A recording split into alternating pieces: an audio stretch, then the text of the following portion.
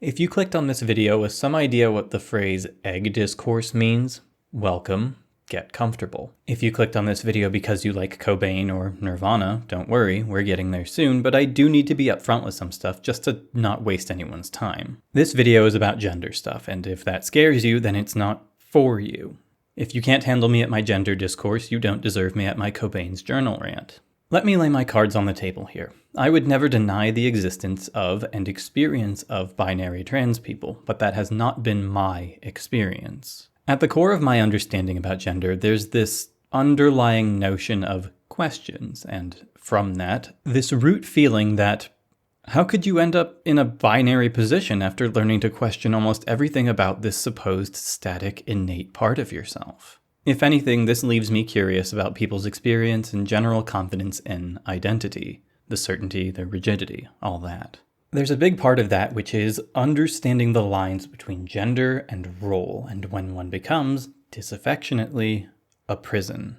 For the unfamiliar, an egg in trans discourse is someone who hasn't realized they're trans yet. Cracking the egg is realization, often aided by guidance or outside forces, ideally gentle nudges. Memes abound about eggs and cracking with an implicit presentation of stages of gender expression, or of being out, and on some level I find these to be a bit questionable. It reminds me of something I can't quite put my finger on. Oh well, it'll come to me. There's a narrative coalescing that I think has some rot within it. In the small world of queer identity, trans identity is not the one with the lion's share of power, but there are certain identities, indeed archetypes, that have become more central. For as much as there is talk about spectrums and diversity, there is also an implicit rigidity to the way many people frame the trans experience. There are cliches and defaults. And on some level, I feel like we've set up and are lurching inevitably towards our own boomer moment. I say none of this to drive a wedge between people. I am, as you might guess, being an academic little freak, very aware of the whole maybe this is a conversation better saved for when queer people aren't existentially threatened thing. So, let's talk about Kurt Cobain instead. Let me lay my cards on the table here. I was a Nirvana fan a little late. It wasn't until my second year of high school that I really heard anything beyond Smells Like Teen Spirit. The reason I got into them, amusingly, was a bit of what I jokingly call reverse racism. A few black friends at my DC high school told me I looked like the lead singer because I had, checks notes, long, not too dark hair. Really, that's it, besides the ripped knee jeans thing. I got every album in short order. I bought the 3-disc box set of unreleased tracks from 2004. I read the booklet that came with it. I watched the DVD that came with it. Far less for the concert footage and more for the home video-esque clips of early tours. A thunderstorm and a cheap van in flooded streets sits in my memory.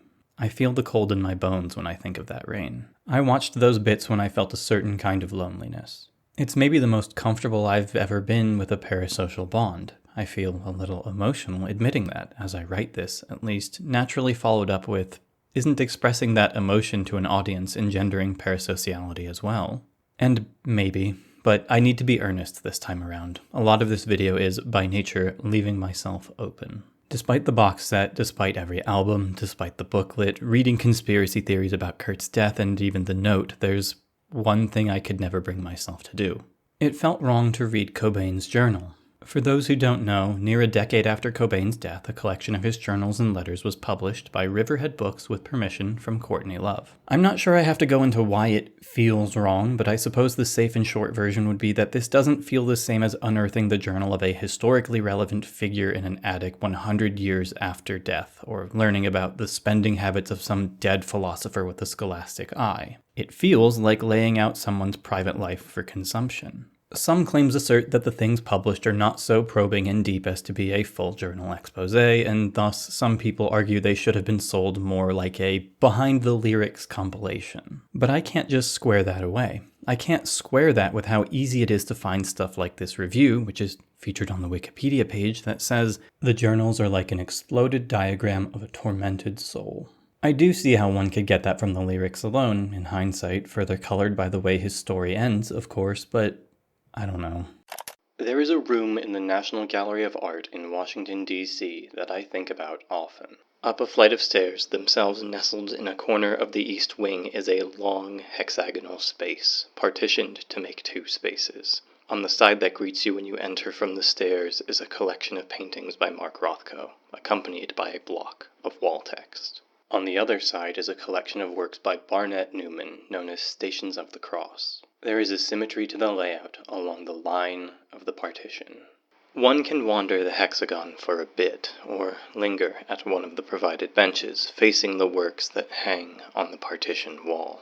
The focus on color in Rothko's work contrasts the monochrome of Newman's. It is with a full awareness that I am spreading a spoilage, so to speak, that I tell you about the wall text of the Rothko room. Forgive that it is in paraphrase, after a decade of remembrance and recitation. The text explains that Rothko was an American painter of the latter half of the 20th century whose works centered on color and shape, though he rejected those academic terms. His works, according to the wall text, centered human emotions such as joy, despair, or solitude. I do not remember the exact emotions, but it was that sort of balance, one positive, two negatives. From there it went on to explain that Rothko painted such and such number of works before his eventual suicide. I ask now if perhaps this would paint one's understanding of the paintings they presently share a room with. And indeed, that's not the full story of the man, of his work, and in an ironic way, the absence of detail around his death and much of his life lets the reader conjure a potentially darker image of his life than there was. Indeed, much of his work is explicitly viewed in that lens now. The works of his late life were more monochromatic, black and gray, and of course, given the presumed context that lacks context, his death by his own hands, potentially ignoring his ailing health in favor of the narrative of a dark mind, the paintings themselves must be a suicide note. A whole historiography exists around this, to confront this narrative that quickly took off. The information that taints my perception, even as I know otherwise, was incomplete, couldn't ever be complete in such a small blurb. When I say that the Newman set is called Stations of the Cross, I am telling you everything I know about him, about his work, about these works. That is all I have. I refuse to know more. Call it a choice ignorance. With unsteady hands I attempted to align things, to tease out a logic from the works. Perhaps that was a misguided approach, but it was mine. My understanding of Rothko's work has been anchored, become static via the authority of the wall text, its truth. It can only shift in a suppressed, limited range now.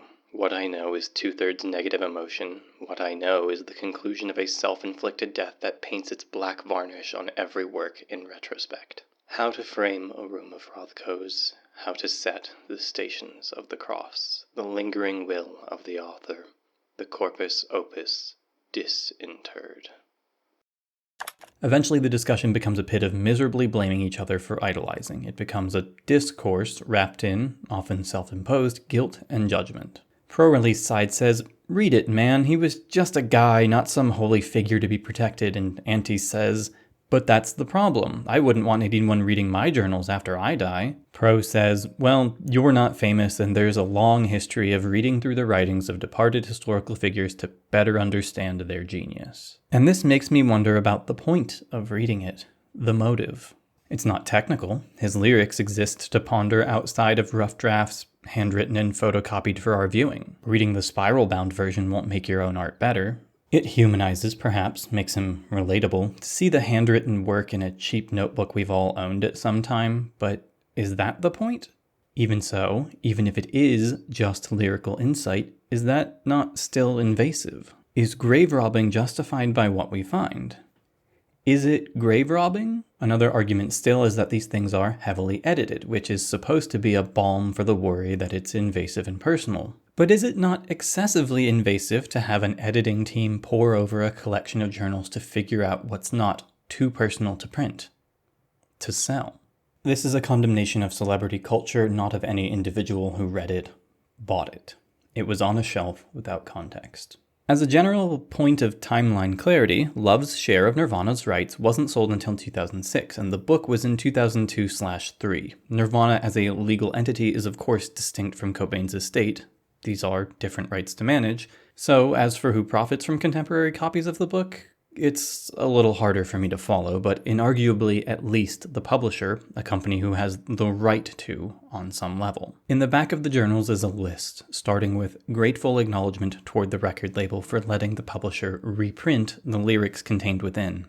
It's so innocuous, so nothing, but at the same time it crystallizes the structure of ownership, a company thanking a company for letting them print to sell the lyrics that the company owns that the dead man wrote. The book sells itself on his journals, explicitly revealing him to us, a portrait of the artist. The front matter of the book includes this page. Don't read my diary when I'm gone.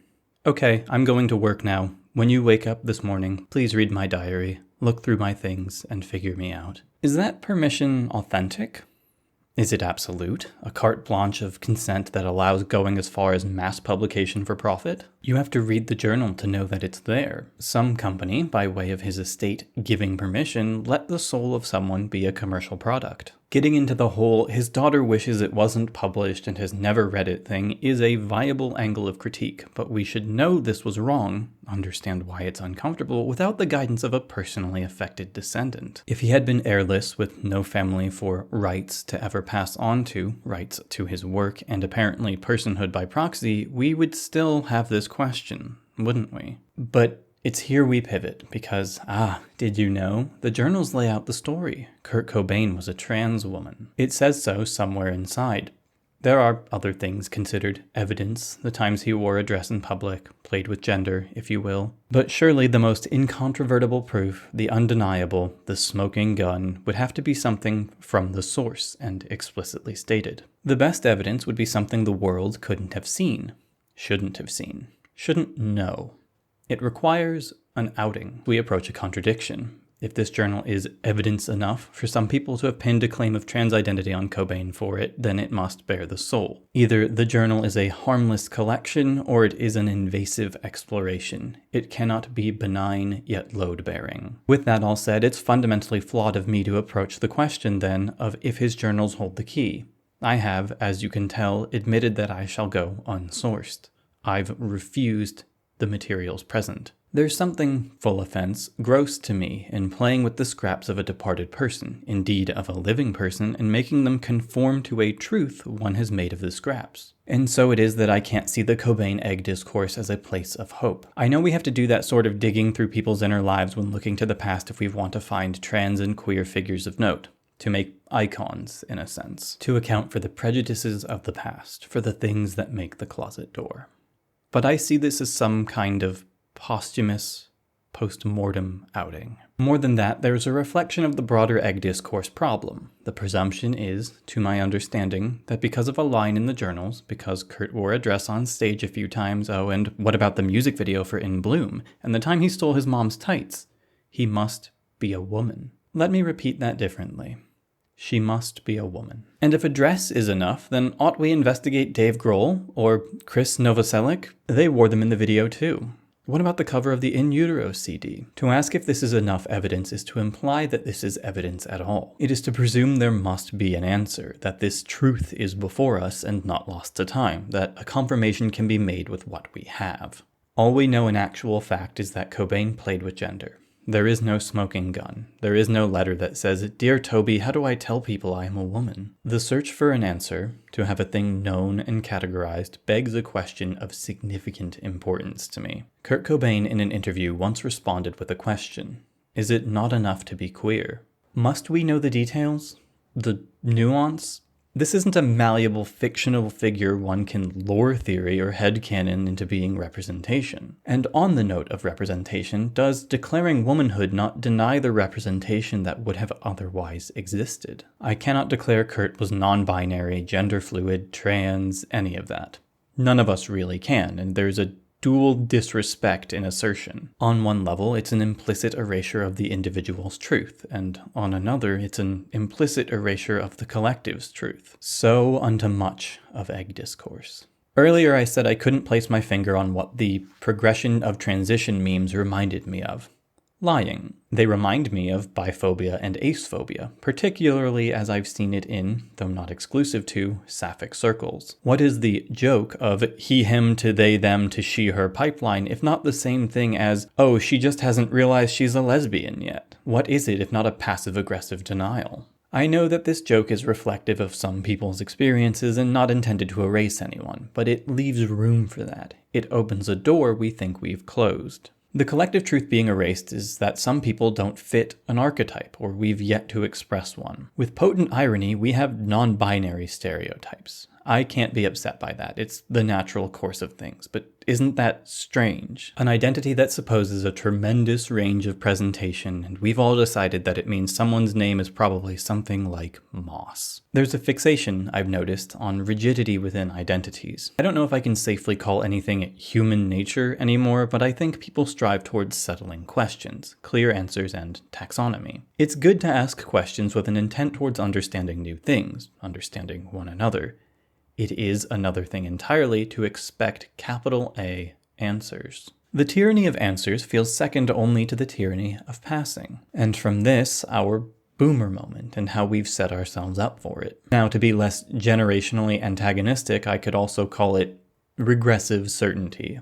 That is the core of it. A surface level example would be in words that slide from general use to being problematic. For the generation older than boomers, this would be something like Orientals used to refer to East Asians. Now, of course, under the surface of that are loads of prejudices and problems, a history of the word and the people using it, of those being referred to and their relationship. A boomer example might be using the word transsexual in an otherwise affirming sentence. Pick your poison of an example, but I do want to distinguish, only briefly, that sort of use from reclamation. Then there are deeper regressive certainties, full ideas rather than just words. For example, the affirmation of positive racial stereotypes, which still relies on racial stereotypes. How can I be racist if I said Asians are good at something? The speaker recognizes that racism itself is bad, but recognizes racism as speaking ill of another race. That is not a wrong definition, but an incomplete one. They were in the right once, but now the conversation has moved and has left them behind. The shared trait between these is a keeping up with the times, with discourse, or indeed a willful leaving behind. Within public discussion and politics-facing discourse, as opposed to internal discourse, there is a tendency to attempt garnering respect for trans identities through two particular avenues which will likely become problems for the future, as much as they seem to be a solution for the now. These are summed up in the phrases complete transition and born this way, and both have everything to do with passing and answers. Let me take these two things in order, beginning at the end with complete transition. People have personal goals for themselves, how they want to be, who they want to be, where they want to end up. I do not begrudge a single person for where they want to end up as who. This is about the extension of models, a cultural imposition of a default, the forming of a certain societal expectation. In complete transition, we invite the existence of success and failure, of a right and wrong, proper and improper. One can be trans wrongly, and this comes from somewhere. It is the tyranny of passing. To transition wrongly is to be markedly trans. Clocky. This might be a familiar type of scrutiny among all women, if not at least a relatable parallel. It is to say that one must be put together to deserve recognition and respect. Similarly, so long as it is a sign against one's purity of transition for a trans man to, say, wear nail polish, despite a host of cis archetypes who do so long as gender must be diligently executed, we are only drawing another line, denying respect to everyone still on the other side of it. I cannot begrudge a single person for wanting to pass. I cannot begrudge anyone for wanting to go a day without being questioned, for wanting to be referred to as a woman, as a man, without the silent parenthetical trans in front of it. It comes from a reasonable place. And it is also the product of a natural inclination towards a better and authentic self. But we cannot know one another so well as that, to know one's self, one's progress, one's efforts, one's goals, one's completeness. Yet we will still compare and judge, as we do in any arena, any space with a progress narrative, taking effort with a goal, a completion. But in this case, to compare requires both a sense of what a real man or woman is, and to judge is to implicitly buy into a proper way to go about being one. There is the question of having done the work to transition. Transition itself, the word we use, implies a process, and that process is not implied to be expressly internal. Self-acceptance is a narrative, but it has limits. In the political arena that already calls for so many symbols of normalcy decency and of a specific lifestyle, being clocky is not an option. If, at least in America, even the furthest left represented politically must be married with 2.5 kids and a pet that does well in the polling, if we are so far on the back foot, then complete transition is the only way to wedge in. Born This Way is, ostensibly, the one I have a bigger bone to pick with, and is, I'm aware, more uncomfortable ground to tread. I do not deny the experience of anyone who does feel born this way, who has on some level always known of their transness. More so, I think this narrative has gained too much primacy, and of course it would. It analogizes far better to the other progressive cause of anti-racism. We teach people that it's bad to be racist to someone because race is an inherent characteristic. I'm not saying queer and transness isn't, per se. It is, for now, agreed upon within polite society and polite politics that overt racism is bad. Born This Way narratives of queer and transness implicitly copy that playbook because it's safe and tested. We appeal to the liberal center, to the cosmopolitan, to the hate has no place crowd by relying on them to recognize a parallel. The argument is not deviance is okay, it is that inherent traits cannot be considered deviant in a forward-thinking society. The ultimate consequence, as far as I am concerned, is the primacy of rigid identity. We have, it will come to pass, thrown fluidity under the bus, set up for a world where people say, back in my day, people transitioned and that was it. None of this constant reevaluation of the self mumbo-jumbo. Small shreds of this exist already within the idea of respect and passing. Born This Way narratives rely on a certain uncovered truth. Transition is a product of awakening, an answer. There is nowhere to go, nothing to be but a singular truth. Born This Way is a settled identity, always settled, always absolute, and one cannot waver from an absolute. It becomes inevitable if we keep to this path that trans women are women will, in public discourse, implicitly mean to be a trans woman, one must be a true woman. Respect will be predicated on commitment. To waver is to detransition. Every faltering in expression leads to questions of validity. We will have reinvented the deep scrutiny women have always faced. And egg discourse enables this, is from this. Cobain wasn't always acting like a man, so he must have been a woman. If only he lived to be his truth, the absolute of a woman. Instead, he was born this way and died this way, implicitly incomplete, without truth. I recognize this is a somewhat ungrounded and philosophical stance. When questioned interpersonally, I imagine few people would express an absolute stance in what transition ought to be, and it's hardly more than wordplay to express that the word transition itself means going from one point to another and implies static destinations. Because indeed, the alternative is that of retransition and detransition. Rigidity demands those words. Identity must be solemn and serious to be respected. There must be terms. There is not an easy answer, stuck between constantly re-explaining oneself in full or the inherently flawed idea of a queer taxonomy which stands in opposition to the label queer itself. In some ways, I am reminded of the queer arguments against gay marriage. That gay marriage as a goal just reaffirms the state's right to validate partnerships and the proper shape those take. Nobody was making that case to actually advocate against gay marriage or to get people to vote against it. The point was that the answer of legal marriage did not resolve the right issues to them and shuttered an avenue of resistance. More rights for more people is good. We may argue for more in the future, but for the now, more people are leading better lives. The practical reality of incremental change is obvious. The alternative would be 10 more years of struggle with the hope of the chance of the possibility that somehow the more capital A anarchist angle would win out and state-sanctioned marriage would be wholly undone. And that was not worth the decade of people suffering without rights. This is incremental change, respectable change. It is where the Born This Way narratives lead. And so we turn to the point where both narratives meet, within an example, a specter of the conclusions we're reaching towards in using those narratives. Transmedicalism is a word that evokes a few feelings. In its simplest explanation, transmedicalism is a belief that medical intervention, i.e. affirming surgeries, is a necessary part of transition. The complicated element is that believing this to be true for oneself is not the same as believing it to be the case for everyone. When we identify transmedicalists, it is with an understanding that they cogently see medical transition as an end goal, and from that, people who do not intend a medical transition as in some way not trans.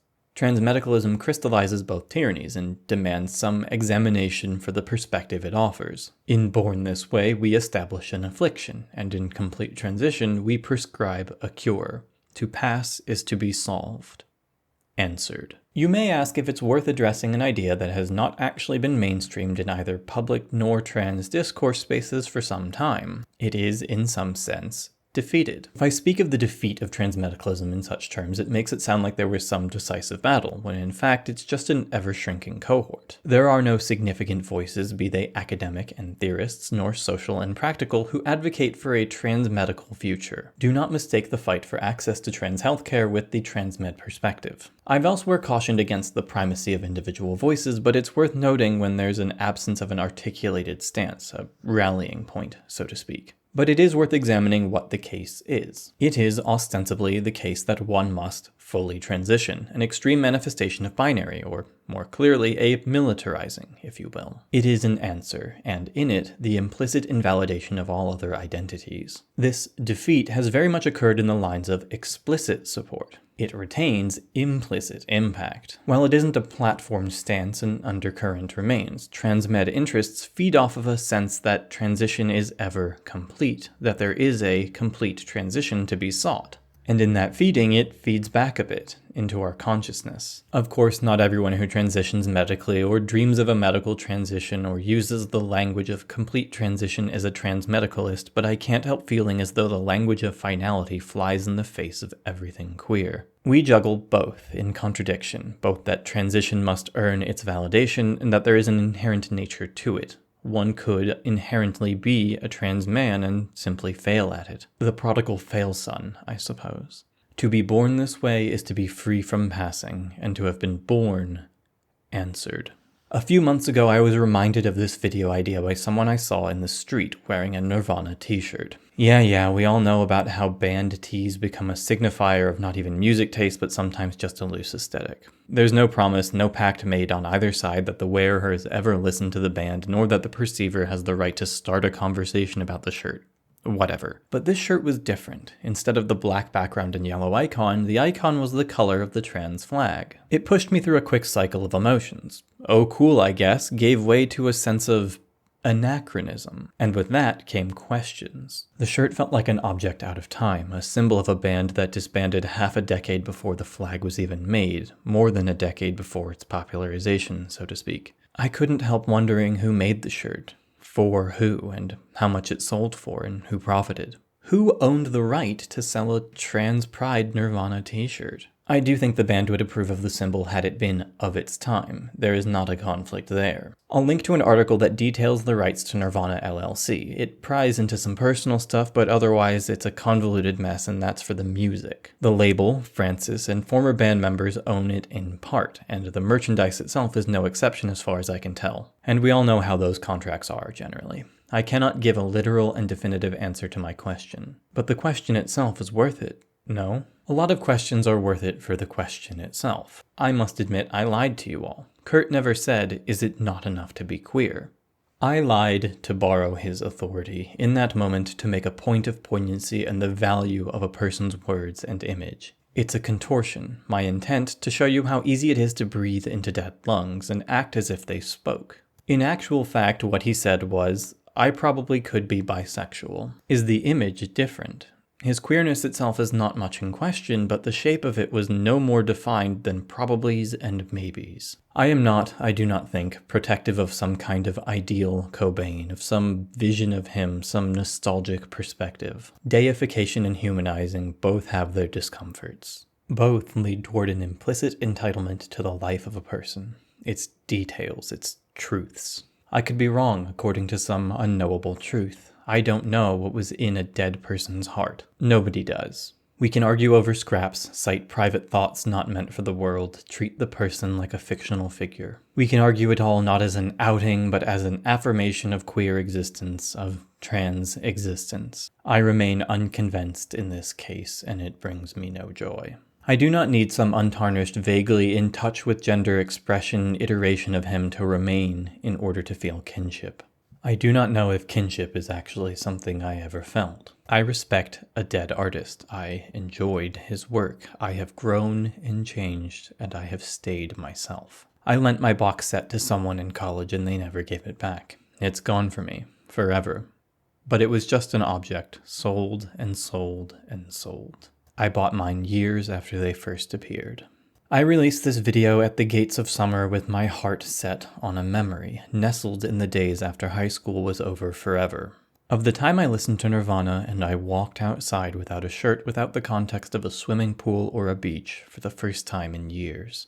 I was confronting my body in the 90-degree humid DC streets. I was pushing past some barrier. I hated my chest hair, lamented it would be there forever, that having it gone and done away with would be a constant maintenance. This male trait was saddled upon me, and I had no choice, no agency but to keep it at bay, and I did not bother because maintenance meant it was hiding something. It could not be over and done, made to be my new truth. But this rejection of a maleness did not make me a woman, does not make me a woman. The only word we really had back then, or that I knew to reach for, was androgyny, and I wanted more of it. Not all of it, more. I wanted it magically, not through effort, for the effort itself mocked truth, was to be inauthentic, and I could more easily bear my body than bear inauthenticity. Those feelings have softened. It's almost embarrassing to say I cared to a point of impact. I do not present non-binarily, and indeed I bristle at identifying with the term the more it coalesces into an identity, if you follow. The nothingness that is jeans and a t-shirt is a male nothingness. I accept that. In imagining another self, a woman, I also see discontent.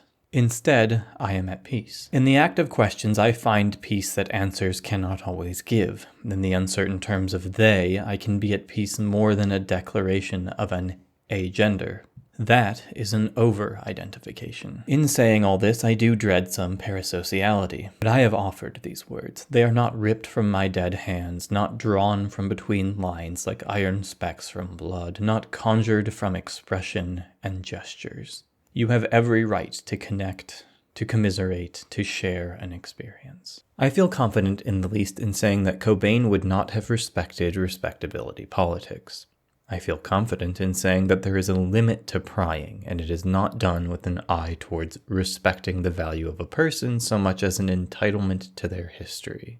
I feel confident in saying that it's possible to flatten queer experiences, to erase and diminish expressions with other experiences, to homogenize it away in striving for certain particular visibilities, certain archetypes. I feel confident in saying that we risk leaving people behind and reasserting, perpetuating things we wanted torn down. For a video that's not very long by my standard, that was a lot.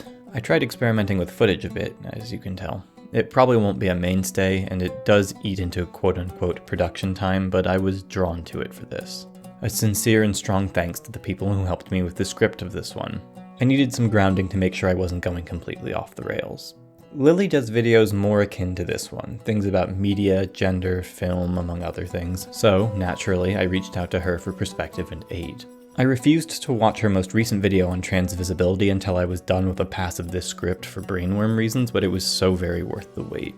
If you liked this one, you'll love that one. She has a talent for teasing out a point, a poignancy. Skye Hoppers, as some of you probably know given he's worked with me before, makes media analysis stuff about games, sort of the other side of the content I make, and I was particularly inspired to ask for his perspective because of his video on Final Fantasy VII. If you watch it, you'll get why. His most enduring skill is, by far, providing a perspective you can just feel. It's something beyond just relating to a point, if you follow. And then, of course, thanks to the viewers, subscribers, and patrons who help keep this all going and put up with content whiplash. Particular thanks this time goes to Alessandro Andreoni, Gian Urso, Cesare Mikua, Dan C., Franz Johannes Feuerner, Galactic Beyond, Gilded Dragon, Hornlit, Isaac of Lyria, Laird Olive, Listing FMA, Mark Soto, Mehrab, Michael Kelly, Nick, Nita Peer, Note Smeller, Riley Long, Sipper Turnipsy, Third Xeno, and Vichire. Next time is the Shanty one, and then maybe a Paradox one soon after. I don't know. Don't ask me these things right now. I'm sick. Bye.